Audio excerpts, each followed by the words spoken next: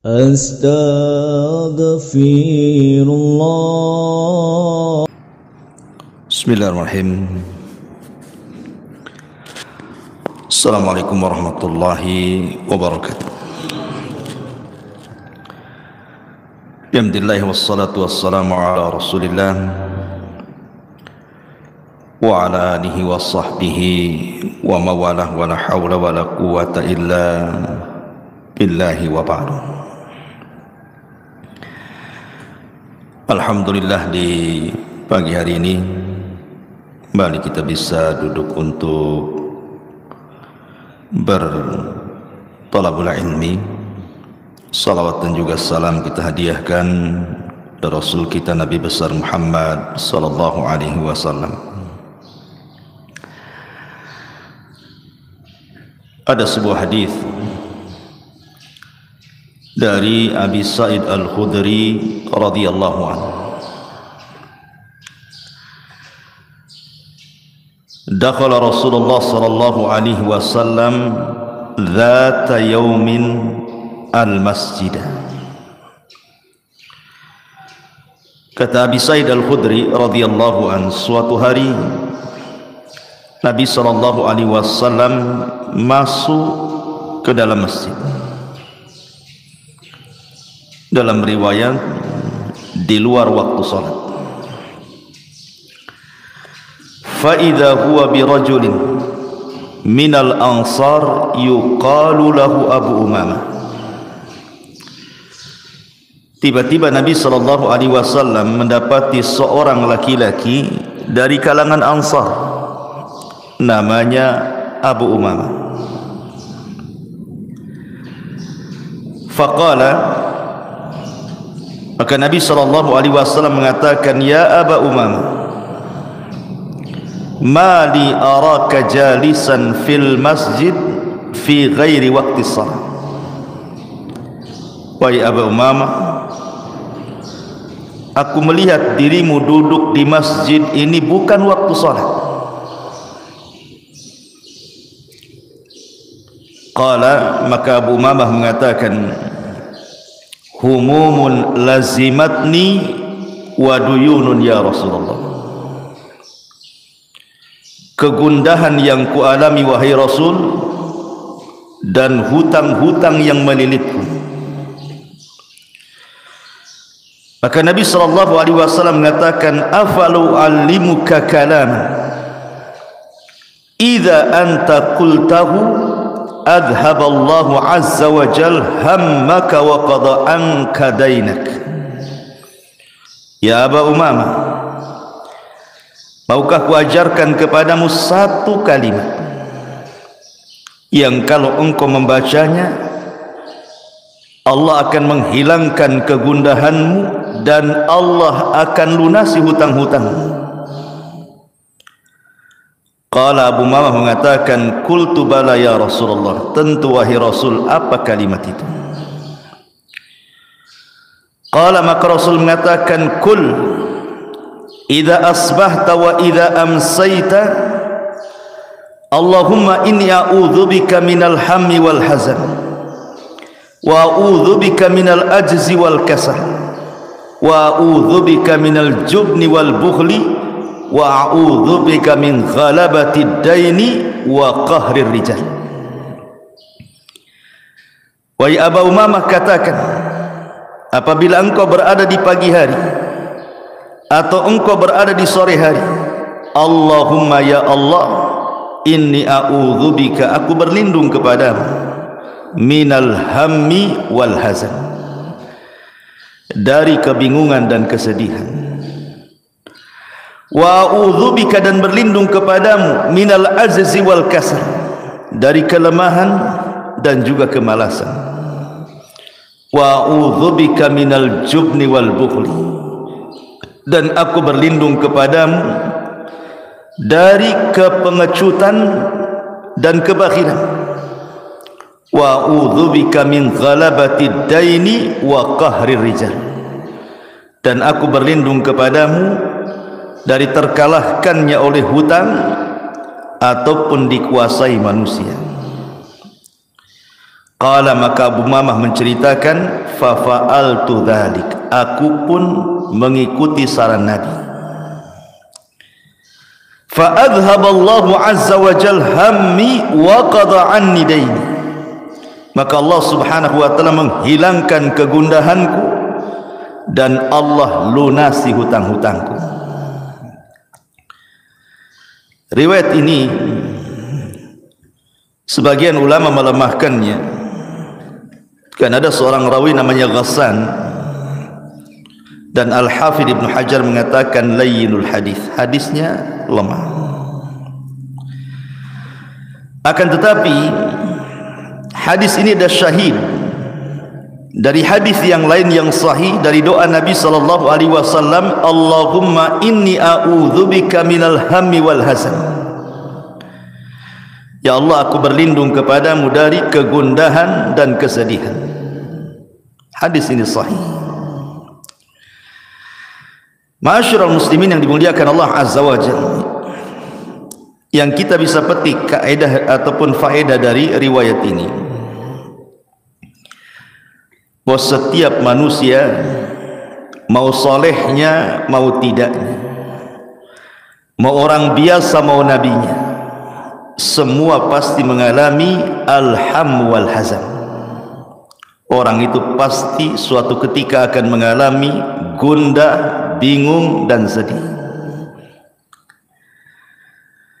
Ma'asyiral muslimin yang dimuliakan Allah azza wa jalla, setiap tempat yang ada kebahagiaan pasti di situ ada kesedihan.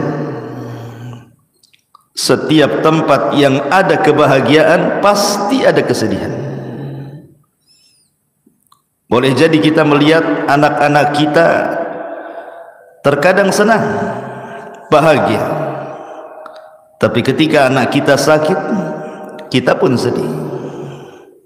Satu sisi bahagia, sisi lain sedih. Ketika kita melihat istri kita, kita sayang dan cinta kepada mereka, tapi ketika terjadi masalah keluarga, bingung, sedih, gundah dan begitu seterusnya. Ketika kita melihat harta, kadang-kadang kita senang dengan harta, tapi kita sedih kalau seandainya harta itu hilang dari badan kita.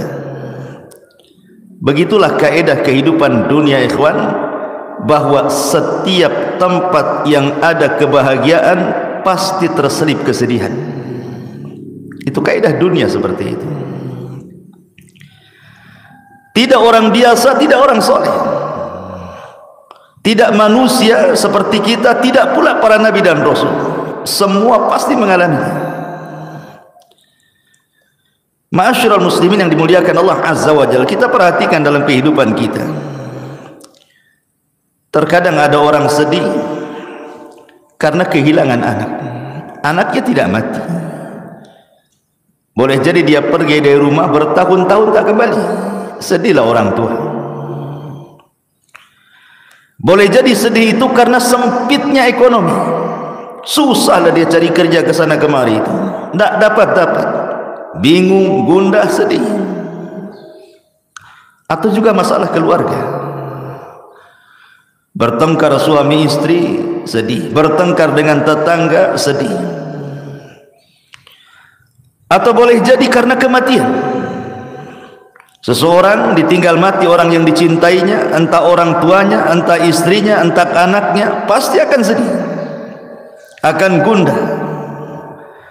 Atau boleh jadi memikirkan sesuatu yang belum terjadi, masa depan. Kadang-kadang sudah bingung duluan nih, macam mana masa depan anak saya, macam mana masa depan ekonomi saya, apakah hutang-hutang ini bisa saya lunasi atau tidak. Stres dia. Itulah penyebab kesedihan. Atau kadang-kadang sakit. Orang sakit itu jauh lebih sedih, lebih galau ya dibandingkan orang sehat.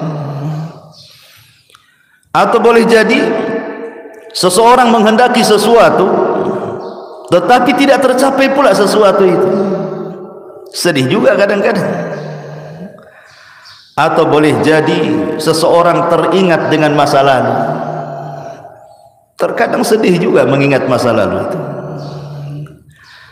Atau boleh jadi seseorang itu sedih karena ucapan manusia. Mungkin manusia menggibah dia, memfitnah dia, menghina dia, merendahkan dia, sedihlah dia, streslah dia, gundahlah dia.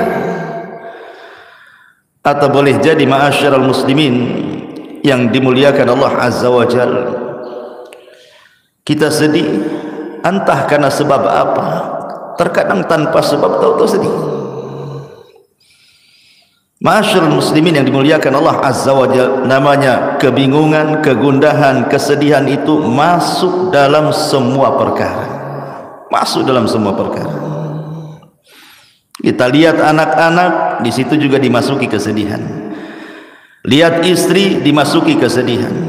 Lihat harta, dimasuki kesedihan. Lihat kawan, dan begitu seterusnya. Setiap tempat yang di dalamnya ada kebahagiaan terselip kesedihan. Itu sebuah keniscayaan. Ma'asyiral muslimin yang dimuliakan Allah Azza wa Jalla, tentu dengan melihat hadis ini ada pelajaran besar bagaimana Abu Umamah yang awalnya sedih jadi bahagia. Awalnya dia mengatakan di hadapan Rasul, humumun lazimatni wa duyun. Rasul, aku ini bingung, gundah hati dan sedih karena hutang-hutang menumpuk di kepalaku. Tapi setelah Nabi SAW mengarahkan untuk senantiasa membaca doa tadi, kata Abu Umamah, setelah aku lakukan apa yang disarankan Rasul, apa kata Abu Umamah? Azhaba anni hammi wa qada anni daini. Allah hilangkan kegundahanku dan Allah lunasi hutang-hutangku. Dalam setiap kesedihan itu pasti ada nikmat yang tersembunyi, ikhwan. Dalam setiap kegundahan hati itu ada nikmat yang terselubung. Terkadang manusia tidak memikirkannya.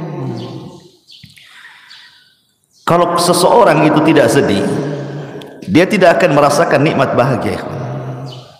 Orang kalau tidak pernah galau, tidak pernah gundah, tidak pernah sedih, tidak akan merasakan nikmat bahagia. Orang kalau tidak pernah sempit kehidupannya, tidak akan pernah merasakan nikmat lapang. Sebagaimana orang yang sakit, kalaulah orang itu tidak pernah sakit, dia tidak pernah merasakan nikmatnya sehat. Coba kalau antum sakit, antum terasa, oh orang sehat itu enak juga. Jangankan itu, sakitnya mungkin tidak seberapa, sakit kepala mamanya kan itu, tapi sakit kepala, sakit sekali kepala ini, baru teringat enaknya ketika tidak sakit kepala kan itu. Atau kalau orang tidak pernah merasakan kefakiran, dia tidak akan merasakan nikmatnya kaya. Orang kalau belum pernah fakir, dia belum pernah merasakan nikmatnya kaya. Orang yang tidak pernah merasakan buta, dia tidak pernah merasakan nikmatnya melihat. Orang tidak pernah merasakan nikmatnya cahaya kalau tidak pernah hidup dalam kegelapan. Oh enak juga cahaya ini, karena pernah mengalami kegelapan dia, berarti tahulah nikmat cahaya itu. Sebagaimana orang tidak pernah merasakan nikmat malam kalau tidak pernah berjalan di siang hari, atau mungkin sebaliknya. Begitu juga nikmat taubat. Orang tidak akan pernah merasakan nikmat bertaubat kepada Allah kalau sebelumnya dia tidak maksiat. Ma'asyiral muslimin yang dimuliakan Allah Azza wa Jalla, dan begitu seterusnya. Dalam setiap kesedihan itu pasti di situ ada kebahagiaan. Inna ma'al usri yusra, inna ma'al usri yusra. Setiap kesulitan itu pasti ada kemudahan. Adam alaihi salatu wassalam nikmat terus di sorga. Di sorga itu tidak ada kecuali kenikmatan. Allah uji dengan memakan buah larangan. Akhirnya Adam diturunkan ke bumi. Sedihlah Adam, baru tahu dia nikmatnya surga. Itu Nabi Musa alaihi salatu wassalam, ketika dia membunuh seseorang dari Bani Israel, takut dia. Akhirnya dia pun lari dari Mesir ke Madian. Kemudian di Madian dia mendapatkan ketenangan, bisa menikah, punya anak, kemudian pulang dijadikan nabi dan rasul. Berawal dari kesedihan, berakhir dengan kebahagiaan, diangkat jadi nabi dan rasul. Ayub alaihi salatu wassalam kurang apa? Tidak ada satupun nabi yang diberikan ujian seberat Ayub. Tidak ada manusia satupun yang diuji seberat Ayub alaihi salatu wassalam sejak Adam sampai hari ini, bahkan sampai kiamat. Diuji hartanya habis, anak-anaknya mati, ditimpakan penyakit, dijauhi manusia, dibicarakan manusia, tapi Ayub tidak pernah mengeluh. Dia bersabar dan mengharap pahala Allah Azza wa Jalla. Allah ganti kesedihan dengan kebahagiaan. Allah datangkan kembali nikmatnya, lebih hebat dan lebih jauh, lebih berlipat ganda dibandingkan sebelumnya. Maryam al-Adra, Maryam bintu Imran, wanita yang tidak pernah keluar dari mihrabnya, sujud, ruku, ibadah gitu. Tahu-tahu ketika buang hajat datang pula Jibril menghabar gembirakan bahwa dia akan punya anak. Kata Maryam, aku tidak pernah disentuh laki-laki. Macam mana kata-kata manusia nanti kepadaku? Aku punya anak, tak punya laki pula. Akhirnya kemudian Maryam pun difitnah macam-macam. Sampai hari ini orang-orang Yahudi menganggap Maryam itu wanita pezina dan Isa itu anak zina. Makanya orang Nasrani mengkafirkan Yahudi karena tidak mengakui nabinya dan mengatakan Isa itu anak zina, Maryam pula pezina. Tetapi siapa yang tahu bahwa bayi yang dilahirkannya itu menjadi bayi yang kelak akan menjadi afdalul anbiya min Bani Israel, seafdal-afdalnya nabi dari Bani Israel. Kesenangan. Siapa lagi? Nabi Yunus sedih melihat kaumnya ketika didakwain tidak beriman, sehingga Allah mengatakan Yunus keluar itu zahaba mughadiba, keluar dalam kondisi marah. Akhirnya Allah subhanahu wa ta'ala atabahu, menghukum dia dimakan ikan. Kemudian dia terus bertasbih kepada Allah dan terus bertasbih. Akhirnya Allah subhanahu wa ta'ala selamatkan Yunus, kembali lagi kepada kaumnya. 100.000 lebih kaumnya beriman. Kebahagiaan ikhwan. Awalnya sedih, jadi bahagia. Nabi kita Muhammad sallallahu alaihi wasallam ketika berdakwah ke Taif, yang sebelumnya 18 kabilah orang-orang Mekah itu, sepeninggal Khadijah dan sepeninggal Abu Talib, berani mengancam Rasul kalau meneruskan dakwahnya akan dibunuh. Sempit dada Nabi, sedih. Berangkatlah dia ke Taif dengan harapan orang-orang Taif mau beriman. Sampai pula di Taif, tidak ada satupun yang belas kasih kepada Nabi SAW. Yang ada dari anak-anak, perempuan, orang tua, laki-laki, semua mengusir Nabi. Bukan hanya mengusir, bukan hanya disuruh pulang gitu saja, dilempari batu, dicaci maki, anak-anak naruh duri untuk menyakiti Nabi, sehingga Rasul harus lari 1 mil bersama Zaid ibn Harithah. Nabi hanya mengatakan, Allahumma ilaika ashku dha'fa quwwati. Ya Allah, aku hanya bisa mengadukan kelemahanku kepadamu. wa qillati hilati wa hawani 'alan nas, dan sedikitnya pengalamanku dan manusia meremehkan diriku.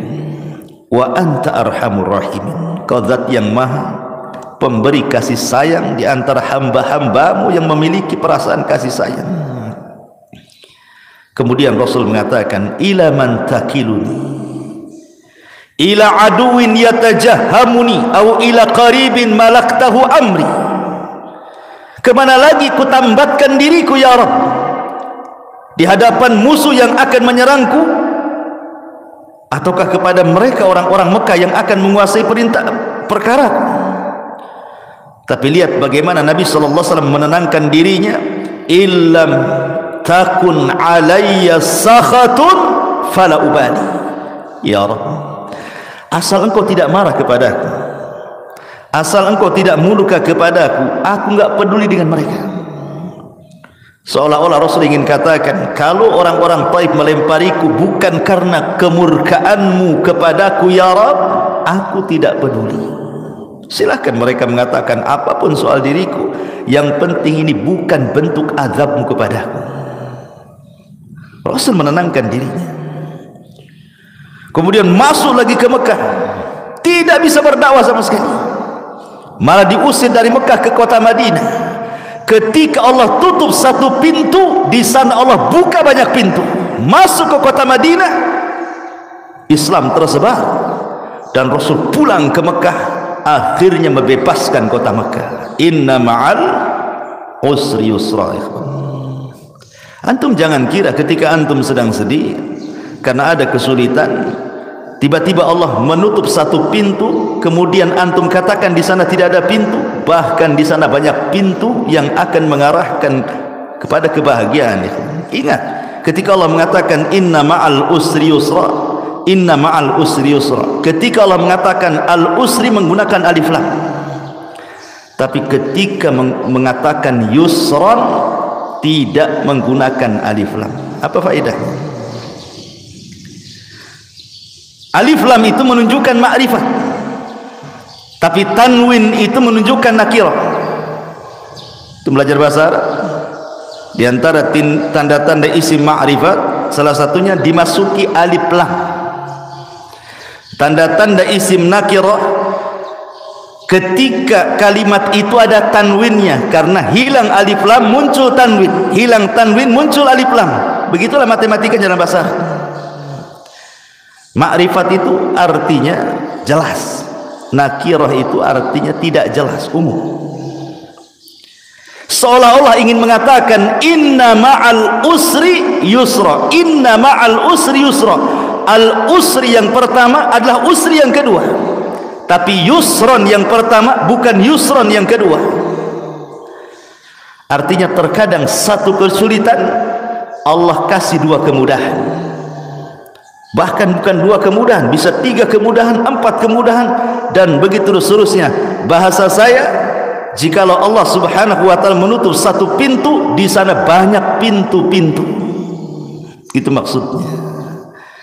Karena Allah Subhanahu wa ta'ala tidak menciptakan kita untuk sedih selamanya, tidak pula menciptakan kita untuk bahagia selamanya. Di sana ada bahagia, di sana ada sedih. Begitulah kehidupan manusia. Ma'asyiral muslimin yang dimuliakan Allah Subhanahu wa ta'ala, bahkan orang-orang yang kita anggap mereka sedih di mata kita, tapi sebenarnya mereka bahagia di mata Allah Subhanahu wa ta'ala.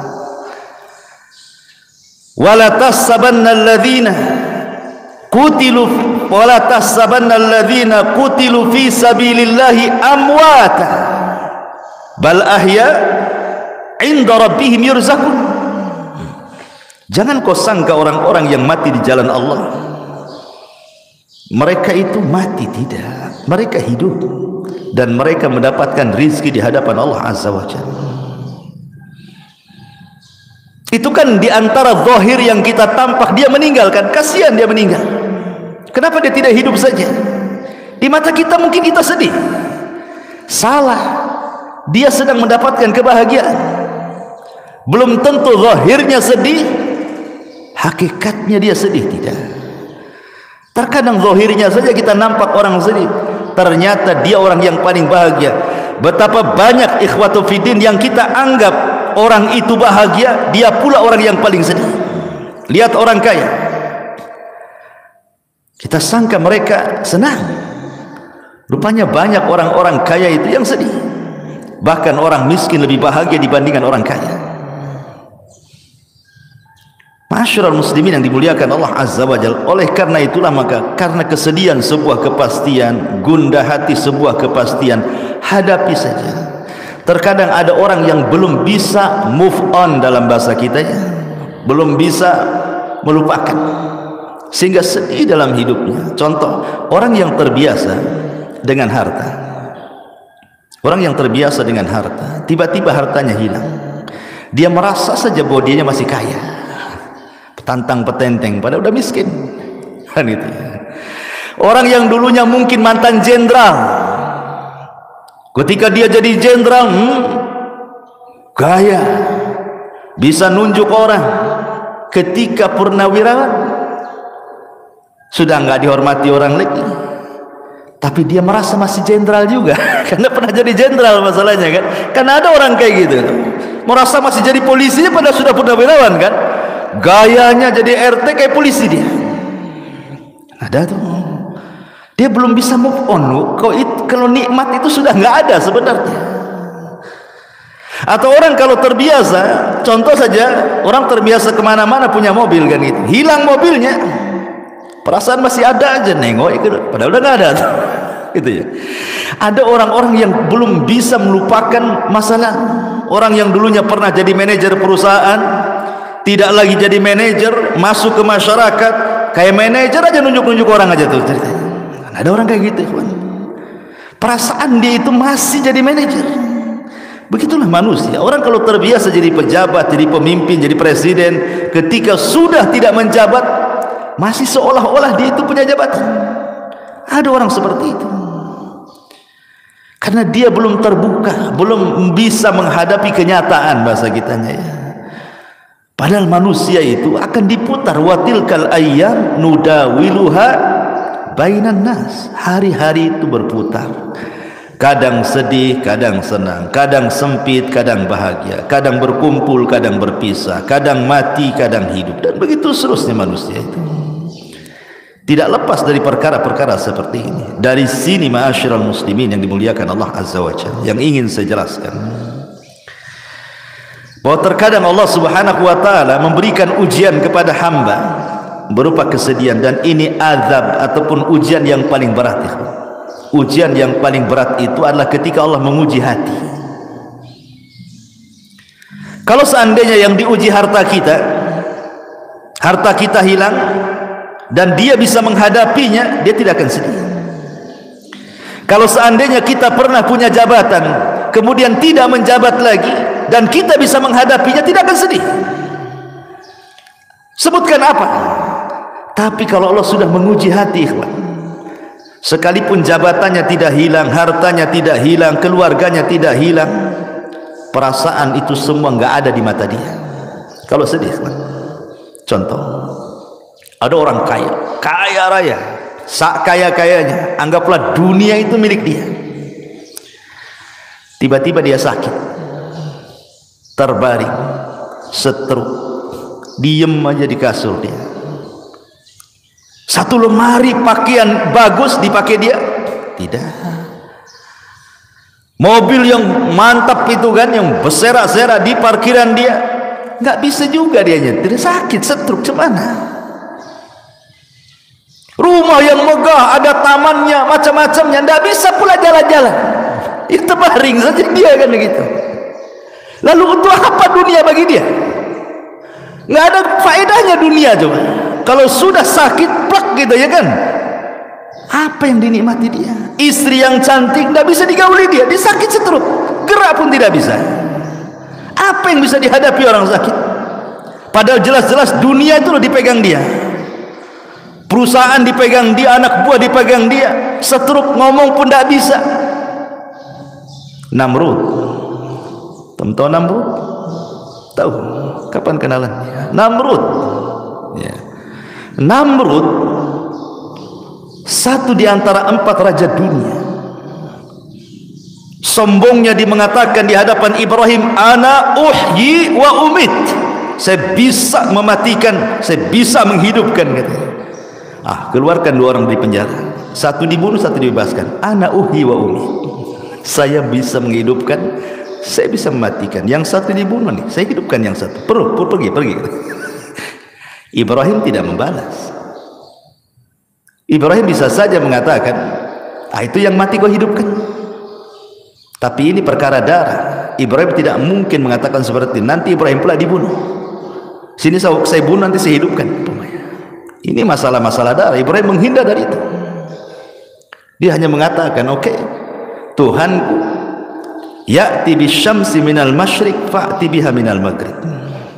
Tuhanku mendatangkan matahari dari arah timur, sekarang kau terbitkan dari arah barat, katanya. Fabuhital ladzi kafar. Diamlah si Namrud itu.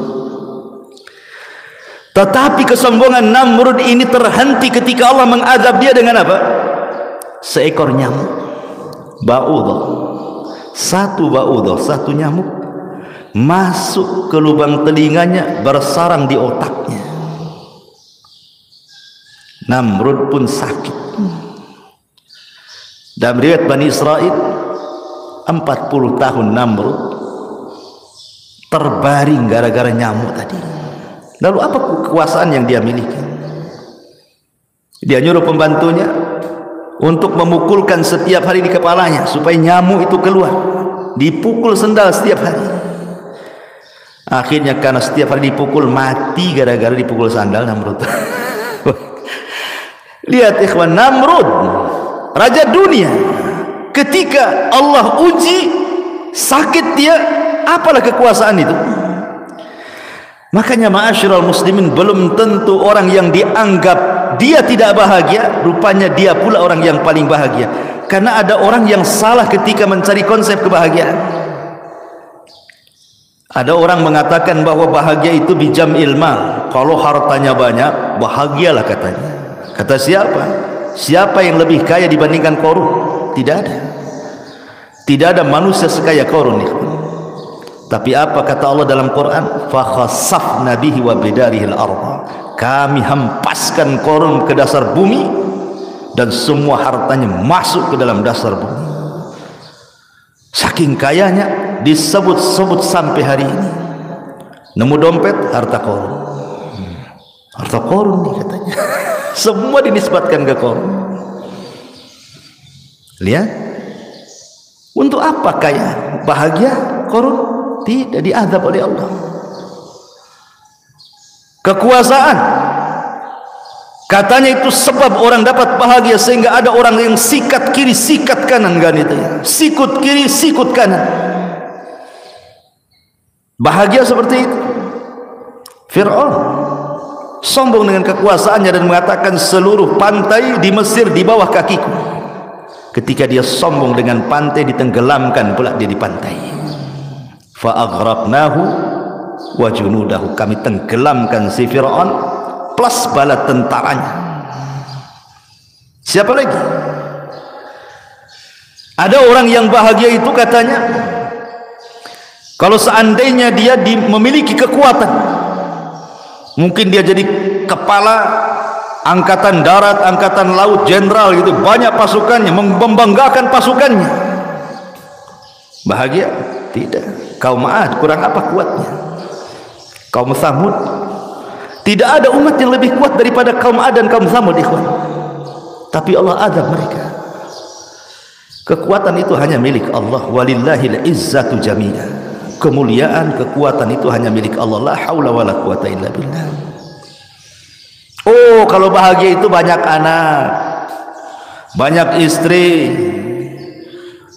hartanya melimpah, rumahnya luas. Al-Walid ibnul Mughirah. Tidak ada manusia yang paling kaya di zaman jahiliyah melebihi Al-Walid ibn Mughirah. Kekayaannya terbentang dari Mekah sampai ke Taif, semua tanah dia itu, dengan kebun kurmanya.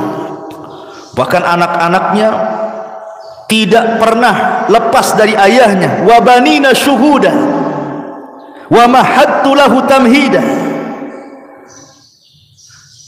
Anak-anaknya tidak pernah keluar daripada orang tuanya. Begitulah orang kalau antum nanti sudah tua, antum akan merasakan, karena orang itu semakin tua secara psikologi, maka emosinya bertambah, akan kembali seperti anak-anak.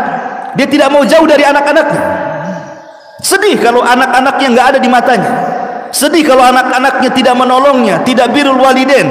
Begitu nanti antum akan merasakan fase-fase seperti itu. Takut kalau seandainya anaknya tidak bersamanya. Tapi al-walid, anak-anaknya tidak lepas daripada dirinya. Wa banina syuhuda. Tapi apa ujung Al-Quran? Sa'uslihi saqar. Allah katakan kami akan masukkan si walid ke dalam neraka saqar. Turun surah Al-Mudaththir. Ma'asyiral muslimin yang dimuliakan Allah Subhanahu wa taala. Lalu kalau sudah begitu, apa manfaatnya coba? Kita tidak mengingkari harta itu bisa menyumbang kebahagiaan, tapi bukan segala-galanya. Kita tidak pernah mengingkari kedudukan, pangkat, jabatan, juga adalah secercah kebahagiaan di situ. Tapi sekali lagi itu bukan segala-galanya. Karena kebahagiaan yang hakikat itu bukan seperti itu. Ma'asyiral muslimin yang dimuliakan Allah Subhanahu wa taala. Yang ingin saya katakan, Ibrahim ibn Adham rahimahullahu taala sampai mengatakan, "Law 'alimal muluk wa abna'ul muluk ma nahnu fihi minas sururi wan na'im, idzan lajaladuna 'alaihi bisuyuf." Lihat kata Ibrahim bin Adham, seandainya para raja itu mengetahui, atau anak-anak raja itu mengetahui tentang kami para ulama, apa yang kami rasakan dari keindahan, kesenangan, kelapangan hati yang dirasakan para ulama itu, tentu mereka akan memenggal kepala-kepala kami dengan pedang, karena mereka tidak punya kebahagiaan seperti yang kami miliki. Syekhul Islam Ibn Taimiyah rahimahullahu ta'ala suatu ketika pernah sakit, diceritakan dari Imam Ibnul Qayyim rahimahullahu ta'ala. Sang dokter datang kepada Imam Ibn Taimiyah yang ketika itu Ibn Taimiyah sedang sakit parah, tapi masih disibukkan membaca kitab dan mencatat kitab.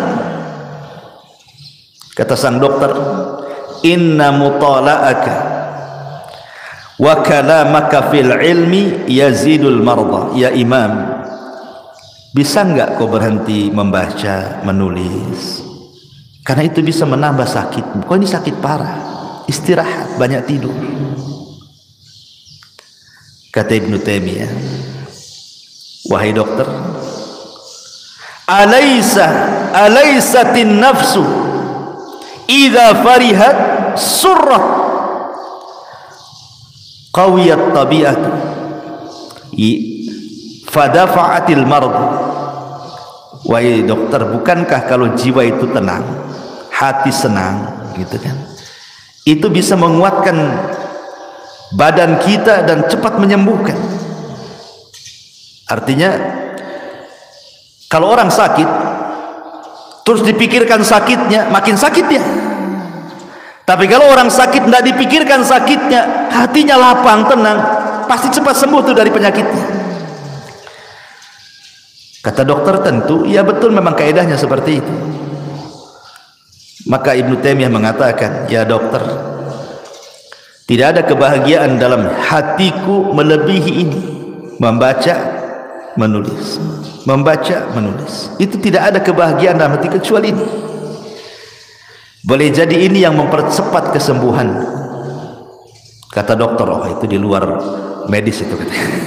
Itu di luar medis. Itu ijtihadmu wahai imam, katanya. Tapi dari sini ma'asyiral muslimin yang dimuliakan Allah Azza wa Jalla, lihat para ulama, mereka bahagia itu karena dekat dengan Allah.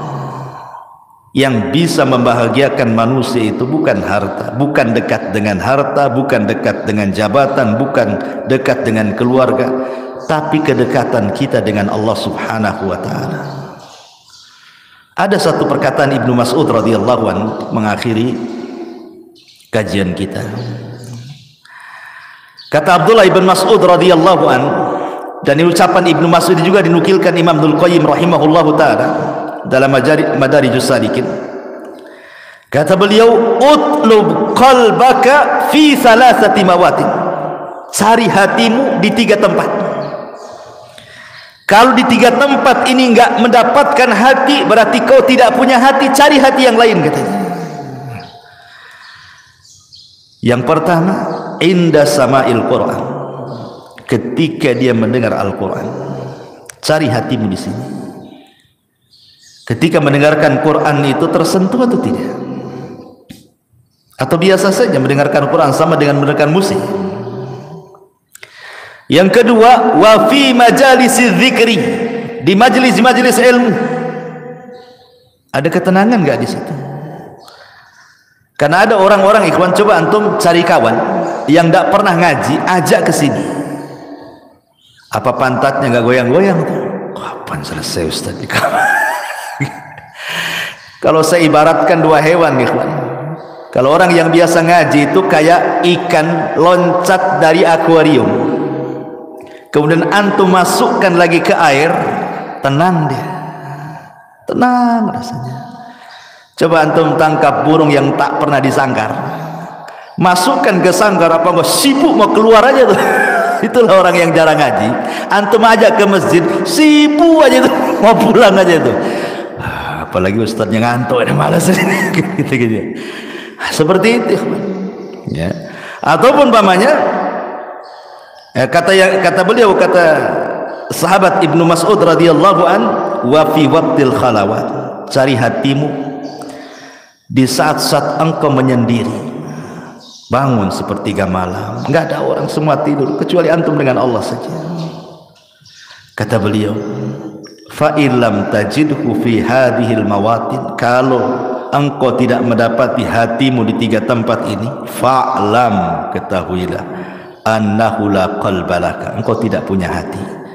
Fasalillaha qalban, minta lagi kepada Allah agar diberikan hati akhar yang lain, katanya. Berarti hatimu mati itu. Minta lagi kepada hati yang lain. Ya. Ini di antara faedah yang disebutkan oleh Abdullah bin Mas'ud radhiyallahu an, subhanaka wa bihamdika asyhadu an la ilaha illa anta astaghfiruka wa atubu ilaik. Allahu ta'ala alam. Assalamualaikum warahmatullahi wabarakatuh.